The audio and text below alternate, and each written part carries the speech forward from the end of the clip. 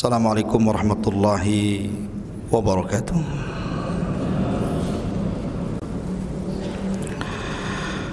Alhamdulillah wassalatu wassalamu ala Rasulillah wa ala alihi wa sahbihi wa mawalah. Wa la hawla wa la quwata illa billahi wa ba'du. Qala Allahu azza wa jalla ya ayyuhalladzina amanu taqullaha haqqa tuqatih wa la tamutunna illa wa antum muslimun. Fa inna asdaqal hadithi kitabullah wa khairal huda huda Muhammadin sallallahu alaihi wasallam wa syarral umuri muhdatsatuha wa kullu muhdatsatin bid'ah wa kullu bid'atin dhalalah wa kullu dhalalatin finnar. Jamaah sekalian yang dimuliakan Allah Subhanahu wa taala, alhamdulillah pada malam hari ini kita kembali bisa hadir di majlis ilmu. Tak lupa kita bersalawat kepada Rasul sallallahu alaihi wasallam. Allahumma salli ala Muhammad wa ala alihi wa sahbihi wa man sara ala nahjihi ila yaumiddin. Pembahasan kita malam ini akan membahas tentang bagaimana kita beradab terhadap Nabi sallallahu alaihi wasallam. Nabi sallallahu alaihi wasallam adalah manusia yang langsung ditarbiyah Allah Subhanahu wa taala. Berbeda dengan kita. Kita ini ditarbiyah akhlak oleh orang tua kita, atau mungkin oleh guru-guru kita, oleh dosen-dosen kita. Tapi Nabi sallallahu alaihi wasallam ditarbiyah langsung akhlaknya oleh Allah Subhanahu wa taala. Sehingga Nabi sallallahu alaihi wasallam bersabda, "Adabani Rabbi fa ahsana ta'dibi." Rabbku telah mengajari aku tentang adab, tentang akhlak, tentang moral, sehingga aku menjadi orang yang paling baik adabku di antara seluruh makhluk-makhluk Allah Azza wa Jalla. Inilah perbedaan kita dengan Rasul. Kalau kita dididik akhlak oleh orang tua, terkadang ada yang berhasil, terkadang tidak. Begitu juga oleh guru-guru kita dan dosen-dosen kita. Atau terkadang akhlak melekat di sebuah waktu, tapi di waktu yang lain terkadang akhlak itu berubah. Tapi Nabi sallallahu alaihi wasallam tidak. Karena yang mengajarkan akhlak dan adab kepada beliau itu langsung dari Allah. Adabani Rabbi, Rabbku yang telah mendidikku, kata Rasul. Bahkan Allah Subhanahu wa taala langsung mengutus malaikat Jibril juga ikut menjadi guru bagi Nabi sallallahu alaihi wasallam. Allamahu syadidul quwa, yang mengajarkannya adalah syadidul quwa, yang memiliki kekuatan yang sangat dahsyat, maksudnya Jibril. Sehingga wajar kalau kemudian Nabi sallallahu alaihi wasallam terjaga dari akhlak-akhlak yang buruk. Allah jaga hatinya. Ma kadzabal fuadu ma ra'a. Allah jaga kedua matanya. Ma zagal basaru wa ma tagha. Allah jaga lisannya. Wa ma yantiqu anil hawa in huwa illa wahyun yuha. Dan Allah jaga akhlaknya. Wa innaka la'ala khuluqin azim. itulah Allah Subhanahu wa taala menjaga Nabi sallallahu alaihi wasallam. Kedua matanya terjaga, kedua lisannya terpelihara, hatinya senantiasa terpelihara, pandangannya, pendengarannya, bahkan seluruh gerak-geriknya Allah pelihara.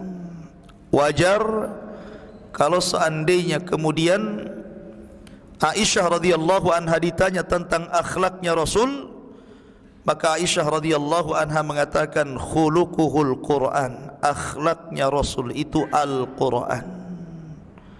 Kalau anda ingin melihat Al-Quran yang berjalan, maka lihatlah Nabi sallallahu alaihi wasallam. Sehingga Allah memberikan rekomendasi yang tidak pernah diberikan kepada para nabi dan rasul sebelumnya, wa innaka la'ala khuluqin azim, engkau di atas akhlak yang sangat terpuji. Kalau demikian maka Rasul berbeda dengan makhluk yang lainnya. Ketika Nabi sallallahu alaihi wasallam didaulat menjadi nabi yang terakhir dan juga rasul yang terakhir, maka ada tuntutan kepada kita dari Allah Subhanahu wa taala untuk berakhlak dan beradab kepada Nabi sallallahu alaihi wasallam. Apa saja adab dan akhlak kita ini terhadap Nabi sallallahu alaihi wasallam? Karena di zaman sekarang adab terhadap Nabi sallallahu alaihi wasallam sudah mulai pudar.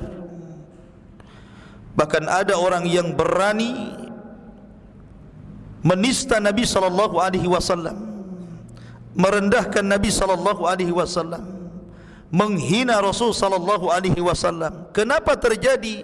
Karena kurang adab, kurang akhlak.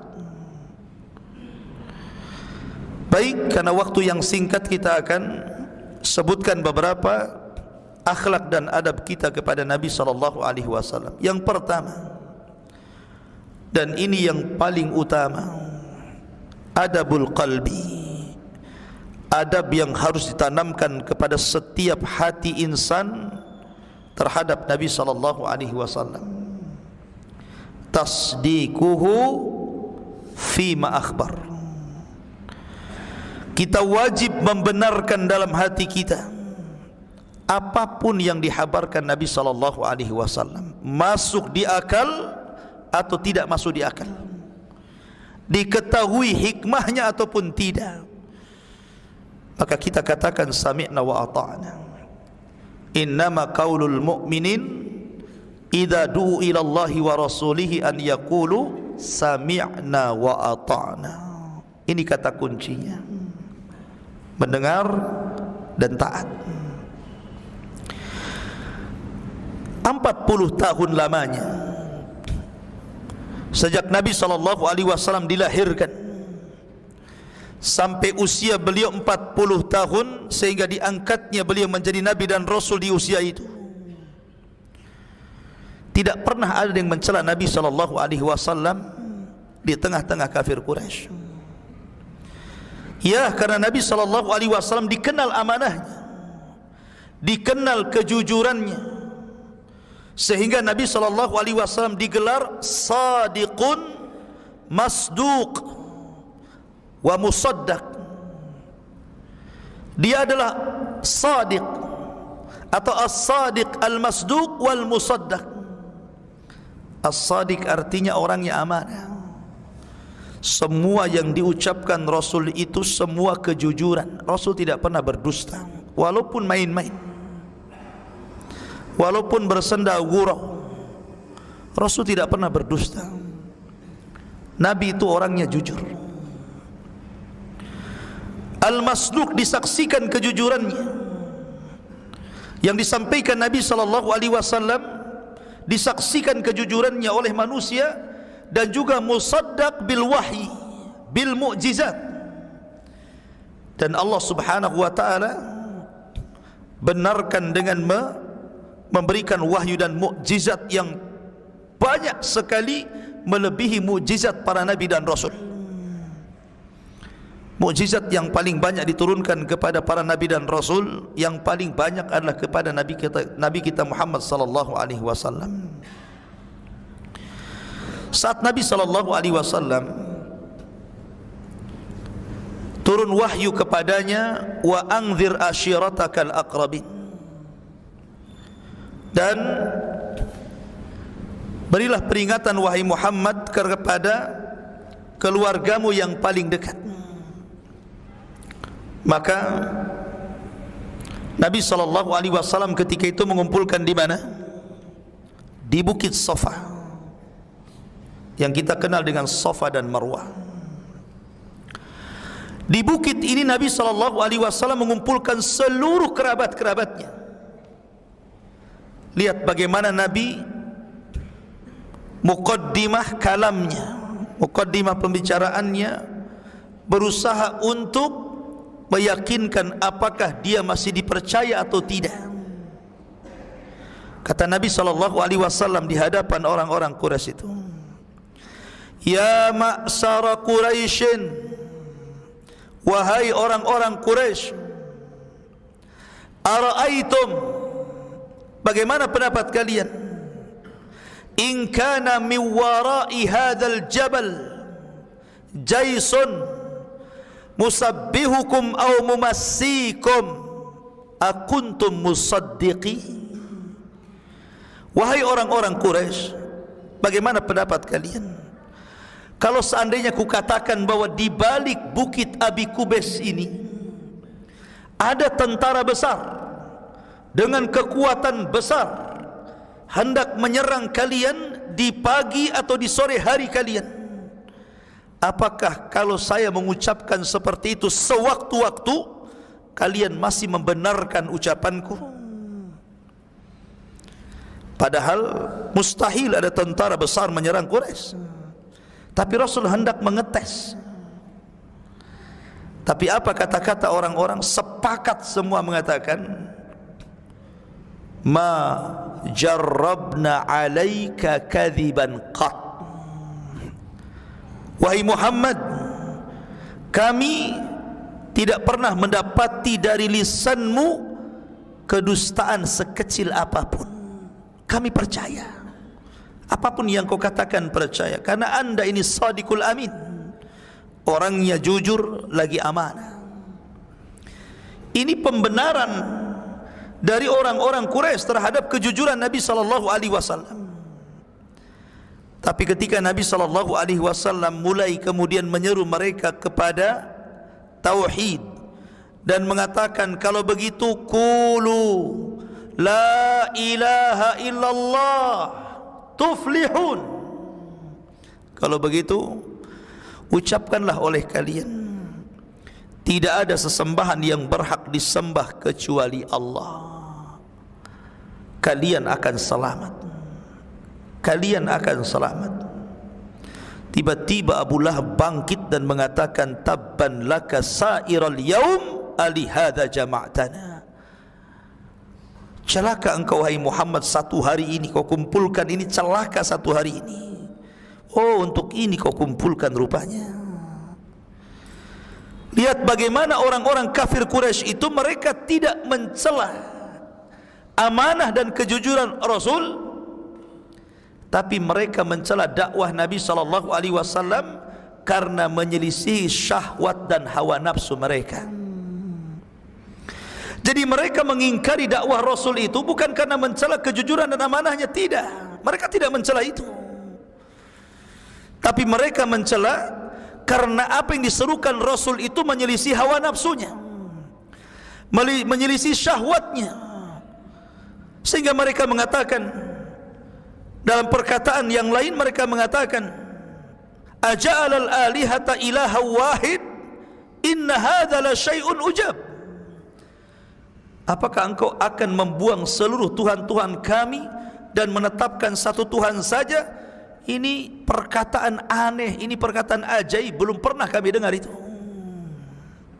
Tapi lihat di sini bagaimana orang-orang Quraisy itu tidak mencela bagaimana akhlak Nabi SAW. Karena memang Rasul itu shadiq, orangnya jujur, masduq, dibenarkan kejujurannya, dan dibekali wahyu dan mukjizat dari Allah Subhanahu wa taala untuk memperkuat kebenaran dan kejujurannya. Maka yang pertama kali, benarkanlah apapun yang dihabarkan Rasul, walaupun mungkin sedikit mengganggu akal kita. Karena ada orang-orang yang kemudian mengingkari sebagian sunnah Nabi sallallahu alaihi wasallam, bahkan menolak hadis-hadis Nabi sallallahu alaihi wasallam atas nama HAM, hak asasi manusia. Ini tidak bisa, ini hukum rajam, ini radikal, ini menyelisihi hak asasi manusia. Ini hukum hudud, ini kalau ditegakkan masalah, ini akan menyelisih hak asasi manusia. Justru kalau bicara tentang hak asasi manusia, maka Nabi SAW paling mengagungkan tentang HAM, dan paling HAM-nya HAM adalah Rasulullah. Saya contohkan, ketika ada seorang sahabat Nabi SAW mengambil anak burung dari induknya, kemudian induknya terbang ke sana kemari mencari anaknya. Tiba-tiba Nabi mengetahui sahabat yang mengambil anak burung itu, kata Rasul, rudduha ilaiha, kembalikan anaknya ke induknya, kembalikan anaknya ke induknya. Kasihan induknya nyari-nyari. Ketika Nabi SAW dalam hadis Anas bin Malik dalam Musnad Imam Ahmad sedang menunggang himar, tiba-tiba di belakang dikejar unta, dan unta mendahului kendaraan Rasul, tiba-tiba menghadang, kemudian sujud dan menangis. Unta menangis. Maka Nabi SAW turun dari kendaraannya, kemudian mengusap kedua pipi unta itu. Kemudian Nabi SAW berbincang dengan bahasa unta. Tiba-tiba Nabi SAW bangkit dan mengatakan, man sahib hadal jamal, siapa pemilik unta ini? Faja'a fatan minal ansar faqala ana ya Rasulullah, datanglah laki-laki dari Ansar dan mengatakan, saya wahai Rasul. Maka Nabi SAW mengatakan, sesungguhnya untamu itu syaka alayya, dia mengadu loh kepadaku, dia mengadu kepadaku, annaka tuji'uhu wa tut'ibuh, engkau hanya bisa mempekerjakannya tapi engkau tidak pernah memberikan kesejahteraan kepadanya, engkau hanya membuat dia lelah dan letih dan tidak pernah memberikan kesenangan kepadanya. Maka Rasul mengatakan, fattaqillah fi bahimatil lati malakakallahu iyyak, bertakwalah kepada Allah, takut engkau kepada Allah. Allah sudah kuasakan binatang ini kepadamu, rawat dia. Lihat, sampai menjaga hak-hak kebinatangan loh ya. Ya. Bahkan bukan hanya binatang dijaga haknya oleh Rasulullah, sampai kepada jamadat, sampai kepada makhluk-makhluk Allah yang bukan binatang, bukan manusia, bukan jin, bukan malaikat, sampai kepada pepohonan. Ketika Nabi SAW datang seorang wanita menyerahkan mimbar yang dibuat 3 tingkat, yang dibuat oleh putranya itu, kemudian dihadiahkan kepada Nabi SAW, yang biasanya Rasul kalau berkhutbah itu di pelepah batang kurma, naik ke pelepah batang kurma kemudian berkhutbah. Sekarang dibuatkan mimbar 3 lantai ya, bukan 3 lantai, 3 tangga ya. Kemudian Rasul meletakkan di samping daripada batang kurma yang biasa Rasul berdiri di situ, karena Rasul sudah ada mimbar ketika itu. Naiklah Rasul ke dalam mimbar itu, ke atas mimbar, kemudian berkhutbah. Tiba-tiba ketika berkhutbah, seluruh manusia mendengar ada tangisan.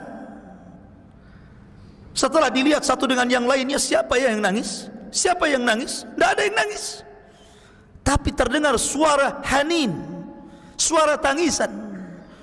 Maka tiba-tiba Nabi SAW turun dari mimbar, kemudian menghampiri kayu pelepah kurma itu, kemudian mengikat di pinggangnya. Kemudian kata Rasul, kalau aku tidak melakukan demikian maka batang pelepah kurma itu akan terus menangis sampai kiamat, kata Rasul. Ya. Lihat, kalau hak-hak pepohonan saja dijaga, maka mimbabil aula tentu lebih utama hak-hak manusia lebih dijaga. Hak-hak binatang saja dijaga, hak-hak pohon saja dijaga, masa hak manusia tidak dijaga? Jadi ketika Allah Subhanahu wa ta'ala kemudian menurunkan sebuah hukum, itu tidak ada yang bertentangan dengan HAM, atau mungkin HAM itu sendiri yang bertentangan dengan Al-Quran, ya mungkin, ya. Ma'asyiral muslimin yang dimuliakan Allah Azza wa Jalla, maka jangan pernah menolak hukum syariat Allah Subhanahu wa ta'ala hanya mengikuti hawa nafsu barat dan timur, karena belum tentu hawa nafsu barat itu sesuai dengan nas-nas Al-Quran, bahkan cenderung menyelisihinya karena mereka hendak merusaknya. Muncullah istilah-istilah, kenapa wanita itu ditutup sampai dari kepala sampai kaki, seolah-olah kemudian diambil haknya, tidak bebas seperti laki-laki. Gimana ini? Islam ini memelihara hak-hak wanita supaya tidak diganggu dan mudah dikenali bahwa dia seorang wanita muslimah dan wanita afifah yang menjaga kehormatannya, dan banyak lagi ikhwatu fiddin.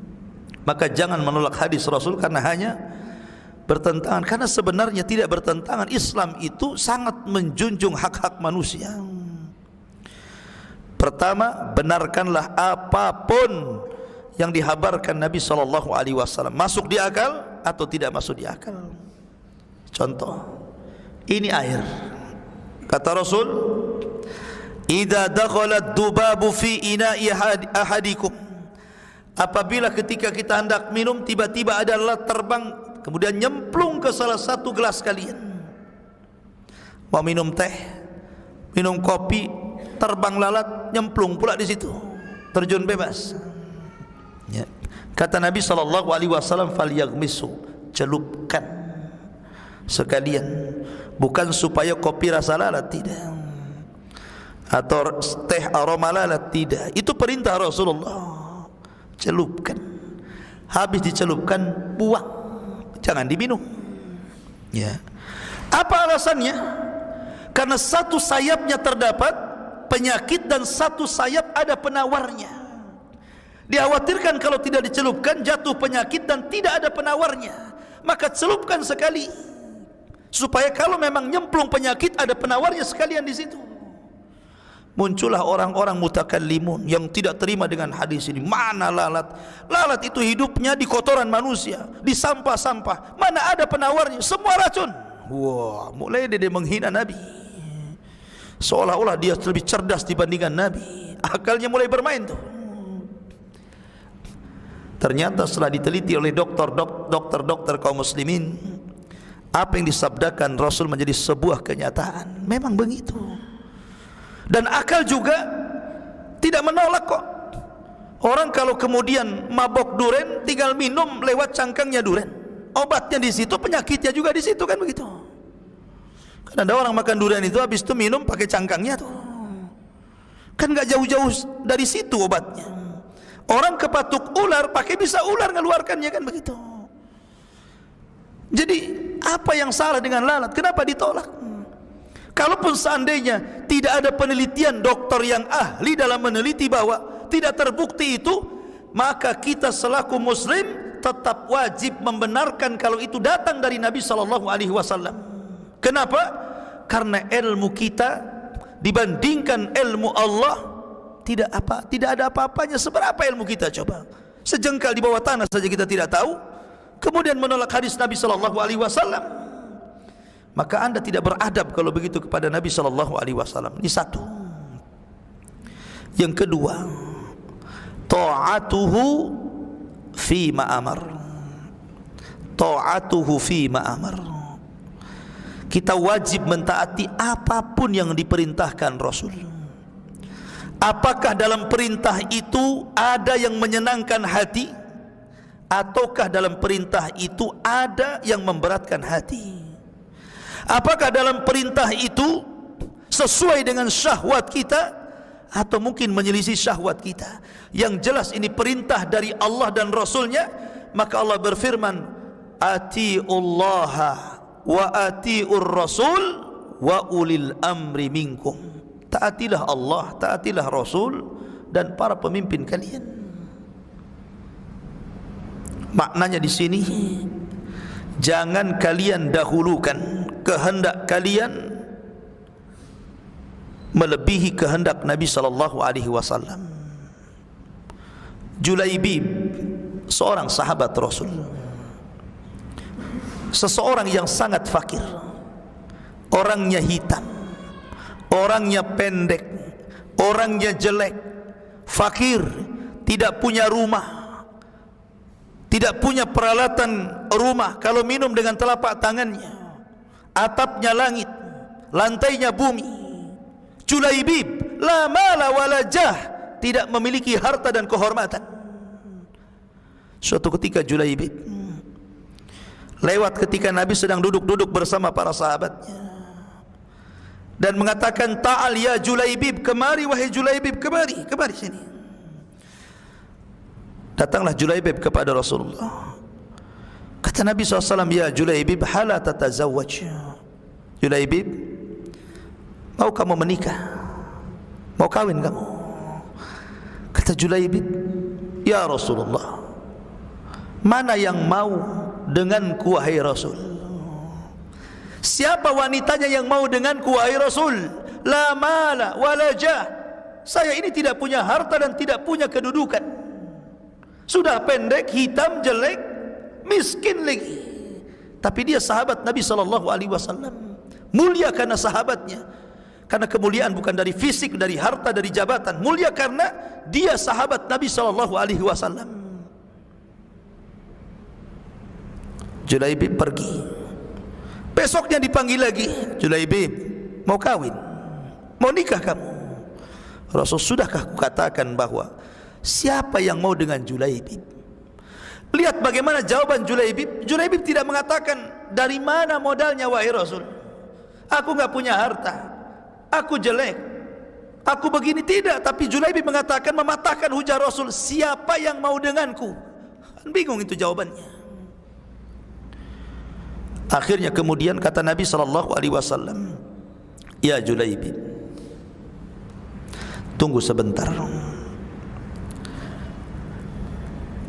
Idhab ila baitin min buyutil ansar.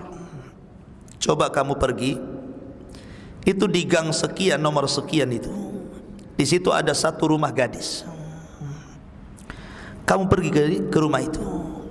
Katakan kepada penghuni rumah, ini Rasulillah. Saya adalah delegasi yang diutus Rasul sallallahu alaihi wasallam.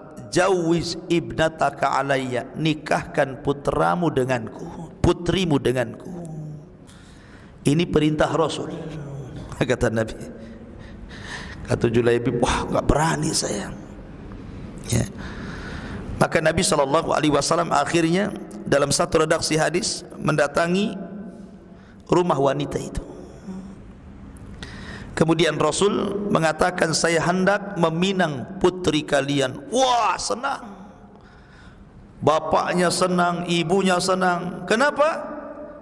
Ini kalau jadi istri Nabi SAW, maka anaknya jadi ummul mukminin, akan jadi ibunya kaum mukminin. Bahagia bapaknya, bahagia ibunya. Kemudian mulailah mereka berbincang serius. Tiba-tiba Nabi SAW mengatakan, tidak, aku tidak hendak meminang putrimu untukku, tapi aku hendak meminang putrimu untuk Julaibib. Langsung berubah wajahnya. Berubah wajahnya nih. Kata suaminya, kalau gitu tunggu dululah, kami akan bermusyawarah dengan istri dulu. Berkumpullah suami, istri dan putrinya. Di situ ada Rasulullah. Kata istrinya, ya Rasulullah, Julaibib, Rasul, kau hendak menikahkan putriku dengan Julaibib? Halla bi Abi Bakrin wa Umar wa Utsman wa Ali. Kenapa kau tidak tawarkan Abu Bakar saja, Umar, Utsman, Ali? Kenapa mesti Julaibib? Kenapa mesti Julaibib katanya kan? Apa tidak ada yang lain selain Julaibib katanya? Marah istrinya. Tidak. Tiba-tiba putrinya ini bangkit, marah di hadapan Rasul kepada kedua orang tuanya. Putrinya mengatakan, ataruddani Rasulillah, ataruddani amra Rasulillah. Apakah kalian akan membantah perintah Rasulullah? Ini Rasul datang. Ataruddani Rasulullah, apakah kalian akan membantah Rasulullah? Lihat, wanita ini wanita cerdas, wanita yang bertauhid, bukan wanita jalan-jalan, bukan wanita yang hari-hari nongkrong nonton sinetron, bukan wanita yang tabarruj kemana-mana. Tidak, wanita ini wanita sunnah, wanita tauhid. Dia marah kepada kedua orang tuanya, hataruddani Rasulillah. Kalau wanita di zaman sekarang mungkin bilang angkat jempol, mantap, cari yang lain aja. Tapi ini wanita ahli sunnah, wanita yang luar biasa. Dia mendahulukan kehendak Rasul, padahal Rasul hanya nawarkan. Mau alhamdulillah, enggak juga enggak apa-apa, namanya nawarkan kan begitu. Tapi wanita ini langsung mengatakan kepada orang tua, jangan bantah perintah Rasulullah, nikahkan aku dengan Julaibib. Nih, mantap wanita seperti ini ya. Dalam kisah, wanita itu adalah ajmal fatati al-ansar, wanita paling cantik dari wanita-wanita Ansar. Jadi wanita ini adalah wanita tercantik dari wanita-wanita Ansar. Diuji keimanannya, tapi karena dia lulus imannya, sami'na wa ata'na, menikahlah dia dengan Julaibib. Subhanallah. Di malam pernikahannya yang harusnya malam itu malam yang pendek, bukan malam yang panjang, karena tahu-tahu subuh kalau pengantin baru itu ya. Malam yang indah, malam yang ditunggu-tunggu muda dan mudi ya. Tiba-tiba ada seruan dari Nabi SAW, ya khailallah irkabu, wahai kuda-kuda Allah, bersiap-siaplah kalian bertempur.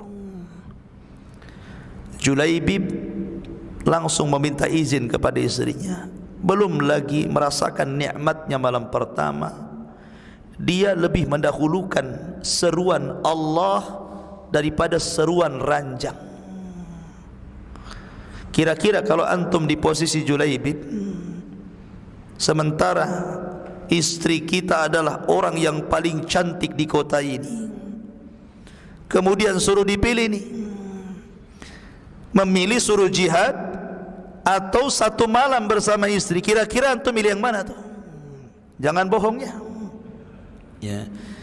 Pasti dia pikir, kan jihad masih bisa besok, kan perang-perang yang lainnya masih ada, untuk perang ini saya gaib dululah, kan begitu. Tapi tidak, ini suami istri luar biasa ini Julaibib ini ya. Padahal Julaibib ini kita tahu sendiri bagaimana sifat-sifat badannya, la mala walajah, dijodohkan oleh Rasul dengan wanita yang paling cantik.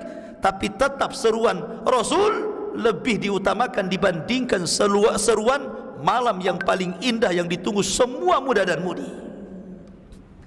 Begitulah akhlak para sahabat. Berangkat Julaibib, perang. Selesai peperangan, dimenangkan kaum muslimin, pasukan berkumpul. Kata Nabi SAW, sudah lengkap kalian? Kata mereka, sudah wahai Rasul. Kata Rasul, tidak, ada yang kurang di antara kalian. Tidak, sudah lengkap wahai Rasul. Tidak ada yang kurang. Siapa Rasul? Julaibib. Aina Julaibib? Di mana Julaibib? Subhanallah. Sampai dalam pasukan perang Julaibib tidak dikenal. Kenapa tidak dikenal? Karena Julaibib itu orang yang miskin, orang yang jelek, tidak memiliki harta, tidak memiliki jabatan. Dan umumnya memang orang-orang miskin di zaman sekarang pun tidak dikenal, kan begitu. Orang yang dikenal itu kalau punya jabatan, yang punya nama, yang punya gelar. Ya, orang kaya baru dikenal. Sampai tidak dikenal di hadapan para sahabatnya. Tapi biarlah tidak dikenal di hadapan manusia, tapi dia terkenal di hadapan Allah. Tidak masalah tidak jadi selebritis bumi, tapi dia menjadi selebriti langit, dikenal oleh Allah dan seluruh malaikatnya. Dicari Julaibib itu, rupanya Julaibib sudah terkapar syahid, di sekitarnya 7 orang musyrik dibunuh di tangannya. Maka Nabi SAW menghampiri Julaibib, diambilnya Julaibib, kemudian kepalanya diletakkan di pahanya. Sambil menangis Rasul mengatakan, fa innahu minni wa ana minhu. Sesungguhnya Julaibib bagian daripada diriku dan aku bagian daripada dirinya. Subhanallah. Maka kalau orang kemudian menolak panggilan Allah dan Rasulnya, ini kurang adab, ya kan? Maka apapun yang diperintahkan Rasulullah, laksanakan, kerjakan. Jangan kurang adab, kurang akhlak. Yang ketiga, wajtinabu ma naha anhu wa jazar. Hendaklah meninggalkan apapun yang dilarang Rasul. Kalau Rasul sudah melarang, tinggalkan. Ingat, melaksanakan perintah dengan menjauhi larangan itu beda. Kalau mengerjakan perintah dikaitkan dengan istita'ah, kesanggupan. Tapi kalau menjauhi larangan tidak dikaitkan dengan istita'ah, kesanggupan. Kalau perintah itu Allah mengatakan fattaqullaha mastata'tum, bertakwalah semampu kamu. Tak bisa salat berdiri, duduk, tidak bisa duduk berbaring, tidak bisa berwudu dengan air tayamum, ada alternatif. Tidak sanggup haji karena tidak mampu, gugur kewajibannya. Apa masalahnya? Ya, semua ada gantinya. Itu dalam melaksanakan perintah fattaqullaha mastata'tum. Tapi dalam larangan tidak bisa. Ada orang sudah kecanduan khamar, narkoba, atau apalah yang sejenisnya. Biasa satu malam 5 botol teler. Karena dia tahu khamar itu haram. Saya ingin meninggalkan khamar Pak Ustaz, tapi saya ingin istita'ah sesuai kemampuan saya. Yang biasanya bulan kemarin 5 botol, bulan ini saya kurangilah 3 botol. Bulan depan 2 botol, bulan depannya lagi 1 botol, bulan depannya lagi 1 gelas, nanti sampai 1 sendok saya tinggalkan. Tidak bisa kayak gitu. Ya, kalau sudah larangan tinggalkan mutlak, nggak ada lagi cerita bertahap, itu tidak ada dalam larangan. Kalau dalam perintah ada bertahap, nggak sanggup ini begini, nggak sanggup itu begitu. Silahkan dalam perintah, tapi dalam larangan tidak ada tahapan-tahapan. Khamar ya haram, tinggalkan ya tinggalkan. Tidak ada cerita. Ya, itulah bedanya antara perintah dan larangan. Di zaman para sahabat, ketika Anas bin Malik radhiyallahu an berada di rumah Abu Talha radhiyallahu an, atau di rumah salah seorang sahabat Nabi. Dulu khamar itu bagian daripada minuman kebanggaan. Kalau orang hendak memuliakan tamu, maka minuman yang disodorkan kepada tamu itu khamar.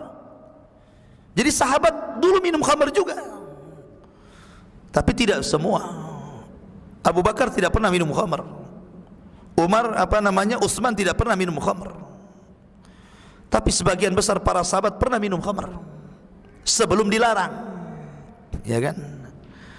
Tetapi ketika kemudian Anas bin Malik bercerita, saya berada di salah satu rumah sahabat, ada yang mengatakan di rumah Abu Talha, sedang membantu Abu Talha memuliakan tamunya, menuang-nuangkan khamar ke gelas-gelas tamu. Id sami'ah munadi yunadi, tiba-tiba dia mendengar ada orang yang berteriak di luar rumah.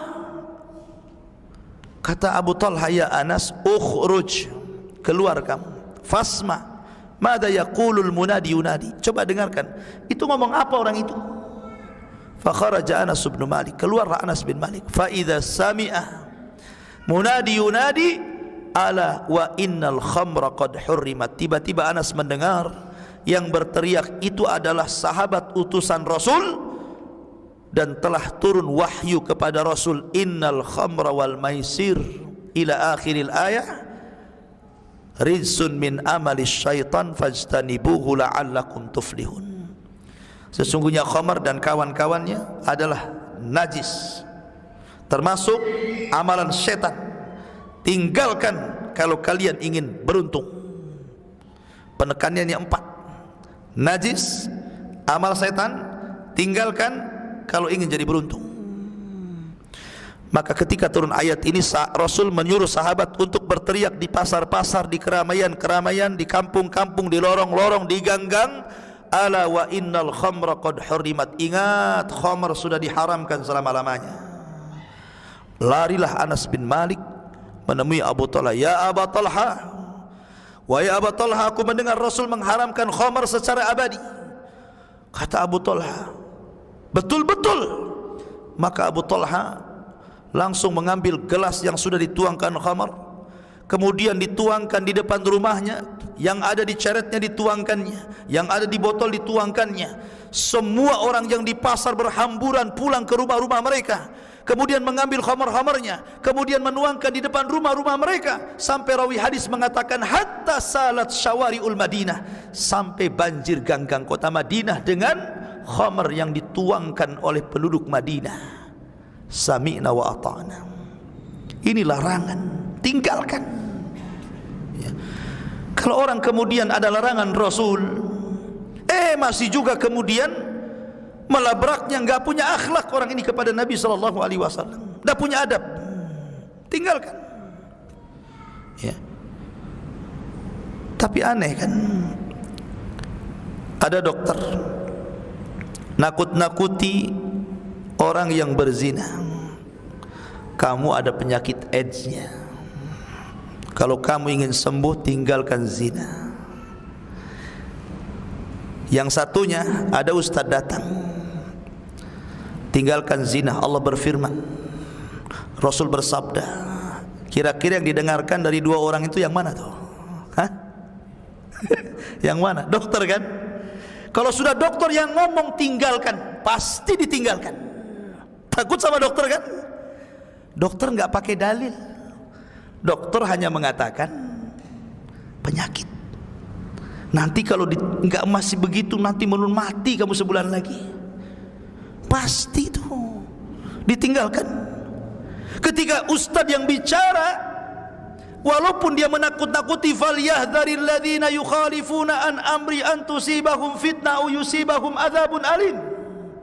Hendaklah takut akan perintah Rasul, kalau sampai diselisihi akan ditimpakan fitnah kepadamu atau adab yang pedih.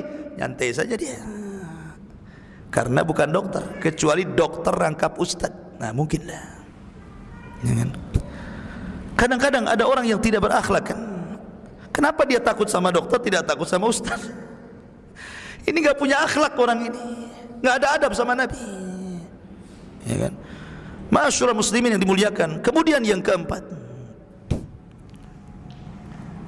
wa alla ya'budallah illa bima syara. Jangan sekali-kali anda sembah Allah kecuali melalui syariat yang disyariatkan Allah kepada Rasulullah. Jangan membuat syariat di luar syariat Rasulullah, karena itu kurang adab. Menuduh bahwa Nabi tidak tahu jalan ke sorga, menuduh Nabi tidak tahu menghindar dari neraka. Iya kan? Kalau orang ini menyelisih jalan Rasulullah, seolah-olah dia punya jalan sendiri, Rasul punya jalan sendiri, maka orang ini seolah-olah menuduh Rasul ini tidak paham jalan ke sorga kemana. Makanya dia buat cara sendiri tuh, buat jalan sendiri, seolah-olah dia yang paham ke sorga, Rasul tak paham. Ini kurang akhlak kalau kayak gini nih, nggak ada adab orang kayak gini nih. Maka jangan pernah beribadah kecuali apa yang telah disyariatkan Allah kepada Rasul. Karena yang tahu jalan ke sorga hanyalah Allah, kemudian Rasulullah yang diwahyukan kepadanya. Apapun yang mendekatkan kita ke sorga, apapun yang menjauhkan kita dari neraka, dua-duanya sudah dijelaskan Rasulullah. Makanya Imam Malik rahimahullahu ta'ala mengatakan, man qala anna dinal Islam lam yaktamil faqad za'ama anna Muhammadan khana risalah.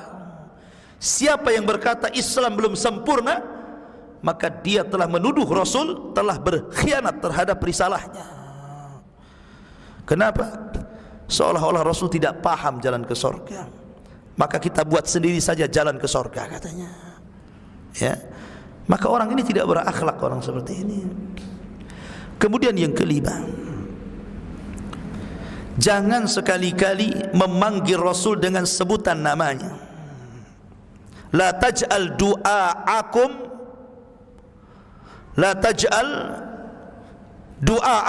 ka du'air Rasul.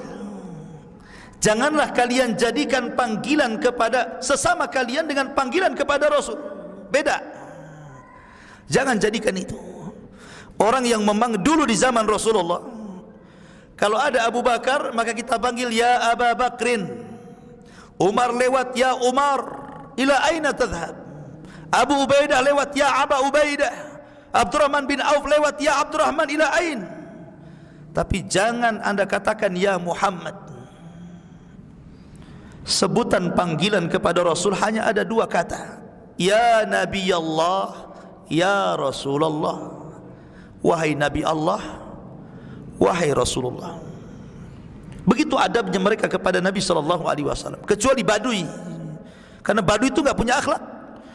Kadang-kadang mereka datang ke Madinah berteriak-teriak di balik kamar Nabi SAW, ya Muhammad ukhruj, katanya. Itu Badui itu. Tapi tidak ada sahabat yang memanggil-manggil Rasulullah di balik hujurat. Alladzina yunaduna min wara'il hujurati aktsaruhum la ya'qilun, kata Allah. Kebanyakan orang-orang yang memanggil di balik kamar Rasul dengan menyebut ya Muhammad, kebanyakan mereka enggak punya akal, orang Badui. Maka jangan jadi orang Badui kita maksudnya. Kita katakan ya Muhammad, ya Rasulullah, ya Nabi Allah, jangan ya Muhammad. Makanya Allah mengajarkan adab ini dalam Al-Quran. Allah ketika menyebut Adam langsung menyebut ya Adam uskun anta wa zaujukal jannah. Ketika memanggil Nabi Yahya, ya Yahya hudil kitab bil quwwah. Ketika memanggil Nuh, ya Nuh, ya Ibrahim, ya Isa ibn Maryam, a anta qulta linnasi ittakhiduni ilahaini min dunillah. Tapi Allah tidak pernah mengatakan ya Muhammad.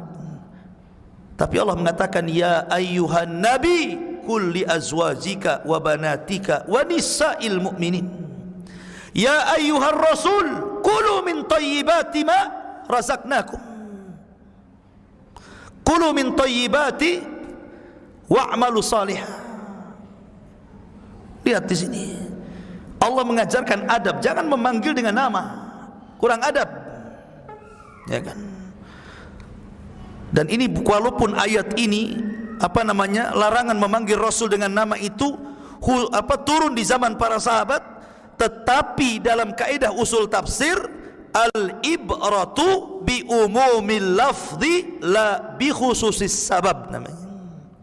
Sebuah pelajaran itu karena umumnya sebuah lafaz, bukan karena khususnya sebab turunnya ayat.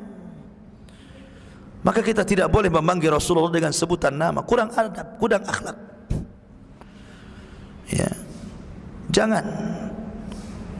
Jangan apalagi ngasih nama binatang dengan nama Rasulullah, makin gak beradab lagi. Itu siapa kucing namanya? Muhammad. Masa kucing namanya Muhammad? Kurang adab tuh. Kasih kayak nama combro atau apa gitu kan. Ya. Jadi jangan kemudian ngasih nama-nama yang ada penghinaan, unsur penghinaan Rasulullah. Karena di antara adab kita kepada Rasul yang selanjutnya adalah ta'dimul mutlak. Ya. Mengagungkan secara mutlak. kepada Nabi sallallahu alaihi wasallam, tentu sebelumnya adalah Allah Subhanahu wa taala diagungkan secara mutlak, baru setelahnya Rasulullah. Ya. Mahabbatut tam, cinta sempurna kepada Rasulullah sallallahu alaihi wasallam. Karena adab itu tidak terlahir kecuali karena cinta. Munculnya adab, munculnya akhlak terhadap Nabi sallallahu alaihi wasallam tidak mungkin terlahir kecuali karena kecintaan kita kepada Rasulullah, maka muncul adab dan akhlak. Makanya heran kalau seandainya orang kemudian mengaku mencintai Rasul, tiba-tiba kemudian merendahkan Rasul, enggak punya akhlak orang itu. Karena ada orang yang kemudian di acara yang harusnya mengagungkan Rasulullah, malah menghina Rasulullah. Baru saja kita mendengar ada orang yang merendahkan syariat yang dibawa Rasul dengan mengatakan bahwa cadar dan cingkrang itu adalah mode saja, tren berpakaian orang Arab, budaya bukan syariat. Muncul orang yang membandingkan bahwa ada orang yang sangat berjasa dalam kemerdekaan ini melebihi Nabi sallallahu alaihi wasallam. Tidak sadar dia ngomong begitu. Masyarul muslimin, muncul lagi habis itu bahwa Nabi itu sama dengan anak-anak yang lainnya waktu lahirnya itu. Sama. Umbelan juga bahasa kitanya. Apa bahasa Jawanya? Rembes apa ya? Umbelan gitu ya. Belean gitu ya. Keluar belek di sini ya. Karena tidak bisa merawat Abdul Muttalib pamannya. Jangan samakan kakek Rasul dengan kakek Anda. Kakek Rasul itu raja Arab. Abdul Muttalib itu rajanya orang Arab. Bila munazi, tanpa ada khilaf bahwa Abdul Muttalib itu Malikul Arab, rajanya orang Arab. Bila khilaf wala munazi', tanpa ada khilaf, tanpa ada pertentangan. Seorang raja dimuliakan, dihargai, dihormati. Tentu kan banyak pesuruhnya, banyak pengawalnya. Namanya raja. Bisa saja dia nyuruh, tolong cucu saya rawat. Bisa saja kan? Mungkin maksudnya dirawat sendiri, gak telaten kakek gitu ya. Ya iyalah, kakek dia bukan raja. Abdul Muttalib raja Arab. Ya. Kemudian yang kedua, Nabi sallallahu alaihi wasallam tidak sama dengan anak-anak kecil yang lainnya. Katanya kalau seandainya Nabi hidup di zaman sekarang, maka sama juga dengan anak-anak sekarang. Kalau ada pohon jambu pasti nyolong jambu. Lah kok sampai ke nyolong jambu ceritanya? Nabi loh dijaga oleh Allah. Wallahu ya'simuka minan nas. Rasul itu memberikan sifat maksum kepada Rasulullah. Nabi itu maksum. Apa sih artinya maksum itu? Maksum itu terpelihara dari dosa besar, tetapi ada kemungkinan melakukan dosa kecil ya. Tetapi Rasul walaupun melakukan dosa sudah diampuni yang telah, yang sedang dan yang akan datang. Dan itu khususnya Rasulullah yang tidak diberikan kepada Rasul-Rasul yang lainnya. Bahwa Rasul itu diampuni dosanya yang telah, yang sedang dan yang akan datang. Lihat hadis syafaat. Semua para nabi ngaku dirinya dosa, melakukan dosa dan tidak bisa memberikan syafaat. Akhirnya Rasul yang sudah diampuni dosanya, dialah yang memberikan syafaat. Kok bisa dia mengatakan seperti itu? Nyolongkan dosa besar. Makanya ada hukuman potong tangan. Dan dosa besar itu definisinya setiap dosa yang ada ancaman di dunia dengan had, rajam, potong tangan, cambuk 80 kali ya. Bagi orang yang menuduh wanita baik-baik berzina, bagi yang minum khamr, cambuk 40 kali di zaman Rasul, di zaman Umar 80 kali, itu had. Dan di akhirat diancam neraka, diancam azab, diancam ini dan itu oleh Allah. Itulah namanya dosa besar. Dan nyolong itu bagian daripada dosa besar. Tidak mungkin Rasul melakukan dosa besar. Satu. Yang kedua, ketika Halimah Sa'diyah menyusui Rasulullah, di tete kanannya dia tidak mau menyusu ke tete kirinya. Kenapa? Karena itu milik bayinya Halimah. Dia tahu itu hak orang, tidak mungkin diambil. Rasulullah masih bayi tahu itu hak orang, tak mungkin nyolong jambu, ya kan? Maka ini kan gimana ya kita katakan ya. Selesai ini muncul lagi Nabi SAW itu usia 50 tahun, menikah dengan Aisyah radhiyallahu anha usia 9 tahun katanya. Padahal dalam hadis Bukhari menikah 6 tahun, Aisyah dinikahi Rasul 6 tahun, baru digauli 9 tahun. Kemudian dia mengatakan, mana mungkin wanita 9 tahun, Aisyah radhiyallahu sangat senang, sangat bahagia, sangat sumringah dinikahi oleh Rasul sallallahu alaihi wasallam yang sudah 50 tahun. Akal saya enggak nerima katanya. Karena kalau itu terjadi kepada wanita sekarang, umur 9 tahun dinikahi kakek 50 tahun, pasti dia bunuh diri katanya. Kalau ini ceritanya lari ke sana coba. Macam mana pula Nabi itu loh, orangnya ganteng ya. Orangnya ganteng Rasulullah itu, walaupun sudah tua. Ketika para ulama membahas tentang ketampanan Nabi Yusuf, ada khilaf di antara ulama. Dari mana datangnya ketampanan Nabi Yusuf itu? Ada yang mengatakan bahwa ketampanan Nabi Yusuf itu separuh ketampanan Adam. Ada yang mengatakan bahwa ketampanan Nabi Yusuf itu separuh dari ketampanan Rasulullah. Kalau itu separuh dari ketampanan Rasulullah, sementara Nabi Yusuf saja wanita-wanita yang memandangnya sedang iris buah, enggak diiris buahnya, malah jarinya diiris karena terpukau. Bagaimana Rasulullah yang separuhnya saja wanita mengiris-iris jarinya kan itu? Rasul itu tampan, wangi, gagah, dihormati. Semua wanita ingin menikah dengan Rasulullah, sampai ada kisah ada wanita yang menyerahkan diri, ya Rasul, nikahi saya katanya. Nah, dan khususnya Rasul kalau menikah dengan wanita tanpa saksi, tanpa wali boleh. Itu khususnya Rasul, wanita yang menghibahkan dirinya. Tapi Anda jangan seperti itu. Ini khususnya Nabi, ya kan? Lah Nabi SAW itu ganteng gimana, apalagi dia dihormati Abu Bakar, Umar, Utsman dan sahabat yang lainnya. Kemudian adat wanita di zaman Rasul biasa, wanita-wanita kecil sudah dinikahi oleh laki-laki. Kalau zaman sekarang ya memang adatnya berbeda, jangan disamakan adatnya sekarang dengan adat di zaman itu. Loh kok bisa nyasar sampai ke keluarga Nabi loh ceritanya. Ini fenomena apa sih sebenarnya? Ini kok berturut-turut dari ini semua bicara tentang pribadi Nabi, syariat Nabi, kehormatan Nabi, keluarga Nabi. Ini ada fenomena apa ini? Dan itu beruntun itu. Ya. Harusnya kita punya adab dengan Nabi SAW. Jangan merendahkan Rasul. Kalau hendak bercanda, bercandalah dengan yang lain. Jangan kemudian Rasul jadi bahan candaan. Sambil tertawa-tawa pula dia kan. Bercanda yang lain lah, cerita kancil kayak cerita biawak kayak cerita apa gitu kan. Kenapa mesti Nabi SAW jadi bahan candaan? Ya. Maka orang ini kurang beradab orang ini.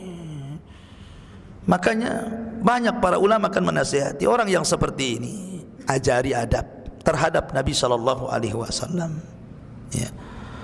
Makanya saya sering nasihatkan kepada antum, kalau ada video ataupun apalah yang di-share sampai ke handphone kita, isinya orang menghina Nabi SAW, satu, antum doakanlah supaya orang ini dapat hidayah. Orang ini dapat hidayah. Yang kedua, jangan disebar, karena akan membahagiakan hati-hati orang-orang kafir dan hati-hati orang munafik. Makin tersebar makin bahagia mereka. Lihat, nabinya dihinakan, dulu kita yang menghina, sekarang mereka yang menghina katanya. Jangan disebar. Rasul tahu nama-nama orang munafik, tapi tidak disebar. Cukup dia dan Hudzaifah ibnul Yaman yang tahu. Tapi kalau kadang tersebar, ya sudah, memang Allah hendak membuka aib orang itu. Tapi jangan kita juga kemudian mencaci maki. Tetap kita tidak terima membela Rasul, karena di antara akhlak dan adab kita kepada Rasul adalah membela Rasulullah dari para penista. Begitulah yang dilakukan para sahabat. Tapi walaupun demikian bukan berarti kemudian kita membantah dengan kata-kata kotor, kata-kata yang tidak santun. Tetap kalau kita hendak membantah itu cari diksi, kata-kata yang baik, yang santun. Karena ada dai memang ingin membantah Rasulullah tapi bahasanya ngeri dah dengarnya. Ya, panas kuping. Jadi jangan disebar. Yang ketiga, jangan dibela. Al-munafiquna wal munafiqati ba'duhum awliya'u ba'din. Orang-orang munafik satu dengan orang-orang munafik yang lainnya itu saling mendukung. Saling mendukung, berkoalisi mereka itu. Jadi kalau ada orang munafik menista Nabi, jangan kemudian ikut-ikut mendukung dia. Kalau itu Anda juga munafik nantinya. Ya. Jangan didukung, tetapi jangan pula kemudian kita cela dengan kata-kata kotor. Ya kita bantah, kita sadarkan. Kalau dia lewat YouTube, ya kita juga lewat YouTube, kita bantah. Ini tidak benar. Bertobatlah kepada Allah, kembalilah ke jalan yang benar, ya kan? Supaya jangan terulang lagi. Yang Anda cela ini bukan manusia biasa, Rasulullah. Dan ini jadi pelajaran bagi kita, ikhwan. Bagi kita pelajaran bahwa hati-hati di dalam menyebarkan video atau menulis status atau apalah namanya. Di zaman ini mudah tersebar, mudah jadi bahan adu domba kaum muslimin, dan itu bisa menghilangkan keamanan dalam berbangsa dan bernegara. Boleh jadi terjadi rusuh di mana-mana jadinya. Keamanan itu nikmat yang sangat besar, ikhwan. Gara-gara kasus ini saja kita lihat kan, ngeri itu kalau kita nengok YouTube kan. Kayaknya mau perang saja nih. Sampai keluar apa itu? Tagar hashtag apa itu, satu pembela Nabi, satu pembela kiai katanya. Lah ini gimana kau mau perang? Wadah sampai tagar, sampai hashtag mengeluarkan seperti itu ya. Ma'asyiral muslimin yang dimuliakan Allah Azza wa Jalla. Ya kita doakan mudah-mudahan dia sadar. Baca sirah kembali bagaimana cara beradab kepada Nabi sallallahu alaihi wasallam. Ma'asyiral muslimin yang dimuliakan Allah. Kemudian yang terakhir, jadi antara adab kita kepada Nabi sallallahu alaihi wasallam adalah dengan memperbanyak sholawat. Nabi pernah naik ke atas mimbar, 1 langkah amin, 2 langkah amin, 3 langkah amin. Selesai khutbah, sahabat bertanya, "Alama amanta ya Rasulullah?" Atas doa apa kau aminkan? Kami tidak mendengar doamu, tapi kau mengaminkan 3 kali. Kata Rasul, tadi Jibril turun. Dia berdoa dengan 3 doa. Dia minta diaminkan, ku aminkan doanya. Jibril yang doa, Rasul yang mengaminkan, sahabat yang menyaksikan. Kira-kira dikabulkan tuh doanya? Pasti dikabulkan. Salah satunya, ragima anfu rajulin, celaka dan binasa. Orang-orang yang ketika disebut namamu, nama Rasul, falam yusalli alaihi, dan dia tidak bersalawat kepada Nabi. Celaka, celaka, celaka. Maka perbanyak salawat Rasul, karena tanda cinta itu ketika dia banyak menyebutnya. Ya, makanya saya ulangi cerita Laila Majnun. Ada wanita namanya Laila, pacarnya namanya Majnun. Majnun itu gila, maka disebut Laila Majnun. Pacarnya, wanitanya namanya Laila, laki-lakinya Majnun. Tahu Majnun? Orang sinting Majnun itu, orang gila, Majnun. Ya. Kenapa dibilang Majnun? Karena cintanya enggak masuk akal. Kalau datang di malam hari, dia terus menyebut-nyebut pacarnya. Ya Laila, ya Laila. Senang dia. Kenapa? Karena malam hari disitulah pacarnya ada. Bahasa Arabnya malam apa? Lailun. Bahasa Arabnya siang, naharun. Dia benci dengan siang, cinta dengan malam. Kenapa? Karena kalau malam datang pacarnya. Lailun gitu. Telah ja'at lailun, telah datang Laila katanya. Disebut namanya karena cintanya. Maknanya orang yang cinta itu pasti suka menyebut-nyebutkan. Terbayang-bayang pohon pisang jadi si dia, tiang listrik jadi si dia, semua jadi si dia. Orang cinta kan seperti itu, sebut-sebut namanya. Jadi suatu ketika si Majnun ini kelaparan, kemudian dia hendak berburu di hutan, ambil panah, ambil busur. Udah lapar dia itu, pengen makan. Di depannya ada kancil, dipanah dia, kena pula si kancil itu. Ditangkap. Ketika dikeluarkan pisaunya, dilirik-lirik kedua matanya, kok sama dengan Laila. Lah kok matanya sama dengan pacar saya? Dilepas kancil itu, gara-gara sama matanya dengan Laila. Kan juga. Makanya disebut majnun. Majnun enggak tuh? Majnun. Coba, gara-gara matanya sama dengan mata Laila dilepas. Kasihan. Ya katanya. Matamu sama dengan mata pacar saya. Pergi sana katanya. La haula wala. Majnun. Itu Laila majnun. Ya. Artinya bahwa ikhwatu fiddin, yang namanya cinta itu suka menyebut. Kalau anda betul-betul cinta kepada Rasul, selalu menyebut nama Rasul. Sallu ala Nabi, Allahumma salli ala Muhammad. Terutama di hari Jumat. Nah, seperti itu. Karena tanda bukti cinta itu, ya banyak bersolawat. Jangan bakhil. Karena hakikat orang bakhil itu bukan orang yang kalau ada orang minta kita enggak kasih. Hakikat orang bakhil itu orang yang tidak pernah bersolawat, kata Rasulullah. Orang yang enggak pernah bersolawat itu bakhil, sangat bakhil. Maka perbanyak salawat, karena salawat ini ikhwan manfaatnya banyak. Ya, orang susah akan jadi senang, orang miskin akan jadi kaya, orang banyak masalahnya dihentikan masalahnya. Coba saja antum lazimkan salawat. Allahumma sholli. Terus dia jalan. Ya. Jadi memang itu luar biasa. Salawat kepada Rasul itu luar biasa. Sekali kita bersalawat, Rasul 10 kali bersalawat kepada kita. Allahu a'lam bishawab. Tapi sebelum saya tutup,